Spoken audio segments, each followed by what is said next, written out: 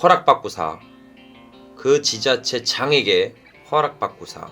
이제 앞으로 개인은 마음대로 부동산을 사지 마. 다 허락받고 사. 저는 이제 정치 관련된 얘기는 하고 싶지 않습니다.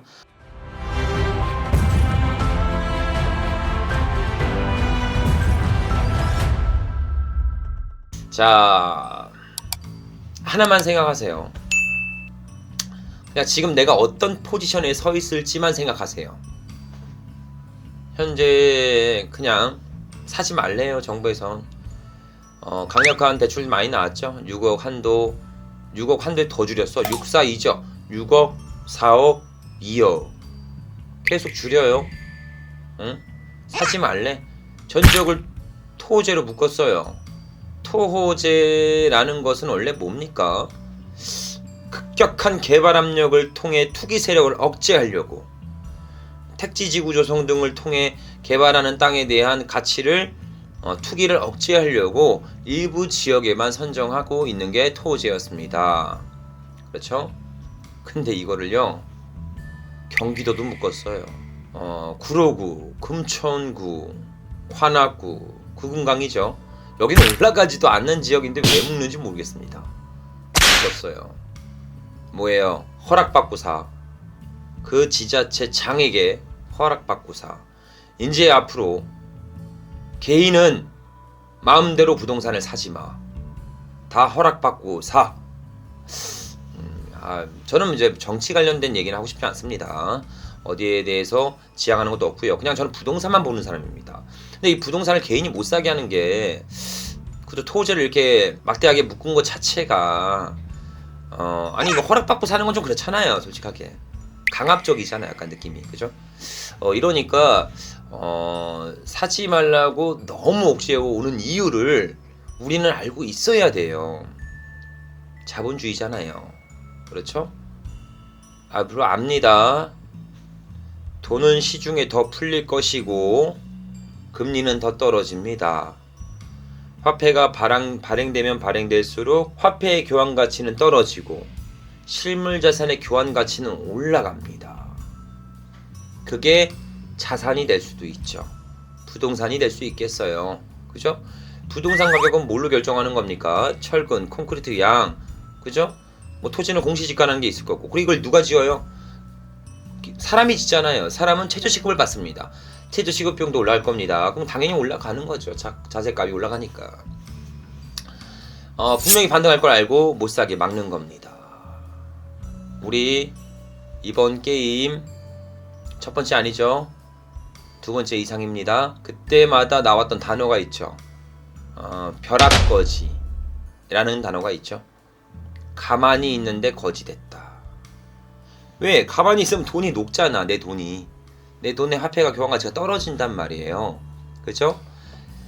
실물 자산으로 바꿔놓는 작업이 필요합니다. 예를 들어 커피들 좋아하시죠? 커피잔에다 물을 계속 부어요. 그럼 어떻게 돼요? 커피 맛이 희석되죠? 맛이 없어져요. 그렇죠? 근데 물을 계속 붓는데 이걸 어떻게 빼요? 뺄 수는 없잖아. 이거를 냉동실에 올려요. 그러면 나중에 이걸 꺼내면 원자재는 똑같잖아. 그죠? 그러면 맛이 희석되지 않고 그 자체를 보존합니다. 아니 오히려 더 높은 가치를 받을 수도 있겠죠. 왜? 남들은 다 희석돼서 본질의 가치를 없어졌는데 내 커피는 맛이 그대로니까. 똑같은 얘기한 겁니다. 지금 내 주머니에 있는 돈이 있죠? 돈의 가치가 녹고 있어요. 화폐가 계속 발행되고 있으니까. 그렇죠? 그럼 내 돈을 어디다 해야 돼요? 내 돈을 자산 가치에다가 올려놔야 합니다. 자산 가치를 보존할 수 있는 정해진 개수가 존재하고 무한정 복제가 불가능한 실물 자산에다가 바꿔놓는 작업을 선행해야 합니다. 대표적인 게 뭐가 있겠죠? 뭐가 있어요? 뭐 석유, 금, 뭐 토지도 한정적이니까, 그죠? 그 다음에 뭐 미나리 뭐 이런 것도 똑같아요, 그죠? 그렇다고 해서 내 돈을 지금 미나리로 막 집에다 잠가나? 그래, 돈에 갈리니까 집에다가 이번에 미나리랑 왕창 사놓자. 고사리랑 해갖고. 그럼 돼요, 안 돼요? 안 되죠. 유일한 필수제. 이 부동산은요, 보유하는 것만으로도 월세를 받아요. 가지고 있어도 월세가 나온다고요. 팔 때 집가 상승, 그죠? 내가 먹었던 안전마진과 함께 가치 상승까지 같이 받아낼 수 있습니다. 한마디로 내 돈이 이 부동산에 취직을 하면 취직하는 동안 월급을 받아줘요. 월세죠. 그리고 얘 팔 때는 내 돈이 퇴사를 해서 퇴직금을 가지고 오는 겁니다. 지금 그게 필요한 거예요. 앞으로 돈은 풀리고 금리는 떨어집니다. 자산 가치는 반등할 여지가 충분히 있습니다. 이번에 첫 번째 게임이 아니라는 거 알고 계세요. 그죠? 문정부 때 어떻게 했습니까? 30번 가까이 된 막대한 부동산 규제가 쏟아졌어요. 그때는 15억 이상 대출도 안 해줬습니다. 집 사면 범죄자 취급받았어요. 그때 어떻게 됐어요? 이렇게 반등했죠. 또다시 두 번의 실수를 하지 않으셨으면 좋겠습니다. 속지 않으셨으면 좋겠습니다. 위기 때 가장 큰 기회가 있다는 거 잊지 마세요. 저와 같이 그 위기를 기회로 바꿔서 가치가 뛰어난 부동산과 나 대신 일해줄 수 있는 자산을 소유할 수 있도록 잘 준비해 보도록 하시죠. 집에 있는 사람은 경매로 다가구나 아파트 살 때 양도세나 종부세 다 안고 가시는 건가요? 종부세 얘기하시는 분들이 많아요. 종부세가 다른 말로는 부자세라고도 부르죠. 이런 분들이 계세요. 종부세가 너무 부담돼서 못하겠다. 양도세 나가는 것 때문에 경매 못하겠다. 이러시는 분들이 꽤 있어요. 이것만 아셨으면 좋겠어요. 제발 세금은 돈을 벌어야 냅니다. 이 논리만 머릿속에 이해하시면 돼요. 그러면 세금을 내려고 무서워서 돈을 안 버는 게 아니라 돈을 벌고 그 다음에 그 남은 돈을 가지고 세금을 절세하는 일을 진행하시면 됩니다. 근데 사람들은 반대로 하죠. 돈을 벌기도 전에 세금이 무서워서 안 해요. 우리나라 OECD 국가 중에서 보유세 측면에선 제일 적은 나라입니다. 부담률이 없어요. 크지 않습니다. 심지어 또 어떤 분들은 이런 얘기해요. 종부세가 최대 세율 우리가 6%까지 나간다는데 나 이제 이거 경매 못하겠다. 이 종부세가 계속 누적돼서 6%까지 가면 이게 돈을 버는 게 아니라 돈을 잃는 투자 아니겠냐. 6%면 말이 되는 소리냐 그게. 안 할래? 못하겠어? 그래 종합부동산세가 6% 그렇죠? 매년 6%라는 게 엄청 부담되는 수치입니다. 금액이 그렇게 6%씩 낼 수 있는 분이 몇 분이나 있겠어요. 그렇죠? 그래서 부담되는 거 맞다. 그래서 그분한테 물어봤어요. 투자 그럼 부동산은 어떻게 되고 투자 금액은 어떻게 되시냐? 그러니까 그분이 얘기해요. 아니 이번에 3천만 원 갖고 인천에 썩은 빌라 노후된 빌라 하나 살라고 하는데 종합부동산세 6%가 너무 걱정돼서 못하겠다. 경매 포기할란다 이제. 자, 6% 맞으려면 시가 150억 상당의 부동산을 소유해야 합니다. 그분은 평생 죽을 때까지 종부세 걱정 안 하셔도 돼요. 그리고 양도세라는 건 번 돈에서 내는 겁니다. 그래서 뭐 양도세 중과세율 최대 70%죠. 70% 누가 내요? 기본공제, 신용세, 법무비, 중개비용, 복비 다 빼면 50% 선에서 나옵니다. 그럼 양도세도 최소 세율로만 낼 수 있어요. 돈을 버는 데 집중하셨으면 좋겠습니다. 제발. 우리 모든 시청자분들이 돈을 버는 데 집중하셨으면 좋겠어요. 돈을 벌고 나서 세금은요 절세라는 게 가능합니다. 이 절세를 해주는 직업도 있잖아요. 세무사, 회계사, 법무사들이 있잖아요. 이분들 저희가 고용하라고 있는 분들이에요. 그죠? 합법적으로 절세해주세요 라고 하면 그분들이 합법적으로 예쁘게 절세해줘요. 그렇죠? 나는 돈 버는 거에만 집중하세요. 이게 중요한 겁니다. A라는 사람은 1년에 세금을 2억 냈어요. B라는 세금은 1년에 세금을 100원도 안 냈습니다. 어떤 사람이 성공한 사람이에요? 어떤 사람이 더 가치 있는 삶을 산 겁니까? A죠. 2억 세금 냈다는 건 2억 정도는 벌었다는 겁니다. 그렇죠? 최소 2억은 벌었다는 거예요. B는 뭐예요? 세금을 안 냈다는 사람들은 뭐예요? 돈을 벌 수도 있겠죠. 이건 탈세를 한 거겠죠. 그러면 돈을 버는데 세금을 한 푼도 안 냈다는 건 탈세를 한 거죠. 이건 잘못된 거죠.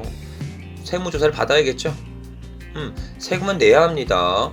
합법적인 절세 내에서 내는데 이렇게 아예 안 내거나 이런 거는 문제가 있겠죠. 아예 안 내진 않았겠지. 이분은 뭐예요? 그냥 돈을 안 벌 거겠죠. 돈을 벌지 않았던 분이겠죠. 그냥 돈을 버는 방법을 배우지 않았다는 거죠. 제발 돈을 버는 거에 포커스를 맞추고 투자를 진행해 보셨으면 좋겠습니다. 가치가 뛰어난 부동산이 얼마 남는지, 그 지역의 호재는 어떤지, 이 부동산을 사서 남들보다 비싸게 팔려면 어떻게 해야 되는지, 이 권리를 해결해서 어떻게 돈을 벌어야 되는지, 이런 거를 집중해 보셨으면 좋겠습니다. 마이엘리님, 경기 북부 지역이 어떠냐, 일산 파주 등 전망이 어떠냐. 당연히 좋죠. 파주나 일산 쪽에 대기업이나 삼성부지, LG부지가 이전하는 기획들도 많고요. 중견기업들의 일자리 창출과 함께 도시개발이 많이 예고된 상황입니다. 자, 아주 좋은 지역이 가치가 뛰어난 지역인데 제 말은요, 그게 중요한 게 아닙니다. 경공매를 하는 사람이 누구예요? 제 채널을 보는 사람들이 누굽니까? 수십억, 수백억대의 자산가, 대출 없이 강남 3구에 집을 살 수 있는 분들, 이런 분들은 아니잖아요. 우리는 서민입니다. 소액의 종잣돈을 가지고 일을 시켜서, 나보다 일을 잘하게 만들어서 갈아타기를 통해 서울 중심지에 황금성이 뛰어나고 미래 가치가 보장된 지역에 나만의 땅에 나만의 건물을 사서 올라가는 걸 투자하기를 원합니다. 그런 걸 사서 쭉 보유하기를 원하죠. 그럼 뭐예요? 미래 가치형 투자, 즉 가치형 투자를 하시면 안 됩니다. 여길 사놓고 올라가야지 기다리는 이런 투자하면 안 돼. 금매보다 싸게 사서 그냥 금매로 팔아서 돈을 버셔야 합니다. 그 돈을 가지고 더 큰 부동산을 사는 갈아타기 작업이 필요한 거죠. 그렇기 때문에 미래 가치가 뛰어난 지역이다, 여길 사고 싶다, 그럼 보통 2-3년 본다는 건데 그 사이에 실물 자산과 인플레이션의 가치는 높아집니다. 그러니까 미래 가치형 투자를 하지 마시고요. 어떤 지역이든 일자리 창출이 이용이 되고 있고 교통에 대한 편의성을 확보하고 있으면 안전마진 30% 이상 잡아내는 걸 먼저 사세요. 그 다음에 그거를 갈아타기를 통해 수익을 만들고 상급지를 이동 전략을 하셔야 합니다. 한마디로 사납고 장가나는 투자는 지금 하시면 안 됩니다. 어설픈 거 사서 그냥 보유하면 이도 줘도 안 돼요. 투자는 끝나고 수익도 크지 않습니다. 사다리를 타고 올라갈 수가 없어요. 그러니 지금은 미래 가치형 투자보다는 즉시적인 수익형 투자를 진행해 보시는 게 맞습니다. 안전마진을 먼저 우선적으로 보세요. 입지를 보는 게 아니라. 아셨죠? 대신 이제 이런 거 있죠, 마이엘리님. 전 내 집 마련하려고요. 10년 이상 살 겁니다. 그러면 입지를 보는 게 맞겠죠. 내 가진 종잣돈에서 최고의 입지를 사는 게 맞습니다. 왜? 10년 이상 엉덩이 깔고 앉아 있을 거니까. 그렇죠? 근데 그게 아니라 돈을 벌겠다, 수익을 만들겠다, 시세 차익을 보고 싶다 라고 하신다면 가치형 투자보단 수익형 투자를 눈여겨보시는 게 좋습니다. 비규 지역 내 현금 준비 후 상식적인 선에서 경매해야겠지요? 아닙니다, 김현수님. 다들 주택에만 너무 한정돼 있어요. 종잣돈 3천만원 가지고 서울 부동산 너무 살 거 많습니다. 대출 80% 90% 받아서요. 그죠? 주택 규제를 완전히 벗어난 부동산이 있죠. 아파텔이라고 하는데 최소 투룸 이상을 갖춘 가치가 뛰어난 준신축급 오피스텔은 대출 규제 없이 80% 90%까지 레버리지를 일으킬 수가 있습니다. 요즘 뉴스나 언론에서 보시면 됩니다. 서울의 오피스텔 거래량이 역대 최고치를 찍고 있습니다. 1000건 이상이 팔린다고요. 막대하게 팔립니다. 수익률도 높고요. 그래서 신혼부부들이 청약을 유지할 수 있기 때문에 신축급 풀옵션을 가지고 있는 아파텔, 그러니까 아파트와 구조가 똑같아요, 그냥. 그리고 주변 아파트 대비 4분의 1, 5분의 1 가격으로 쌉니다. 그 아파트 인프라는 다 쓰는데 5분의 1, 4분의 1의 스펙 좋은 아파트를 사는 거예요. 그 다음에 신축, 분양권을 유지할 수 있기 때문에 나중에 청약을 통해 내 집 마련을 아파트로 하시는 분들도 많죠. 갈아타기 용도로 많이 삽니다. 그리고 월세가 너무 잘 나와요. 그래서 월세 수익형 부동산들도 많이 구매하고 있습니다. 이런 것들 소액으로 공략해 볼 수 있고요. 서울에 구분상가 저렴한 거 많습니다. 이제 저금리 시대로 갈아타고 있어요. 돈은 풀리고 저금리가 되죠. 그럼 사람들은 은행에서 돈을 뺍니다. 왜? 이자가 안 나오잖아요.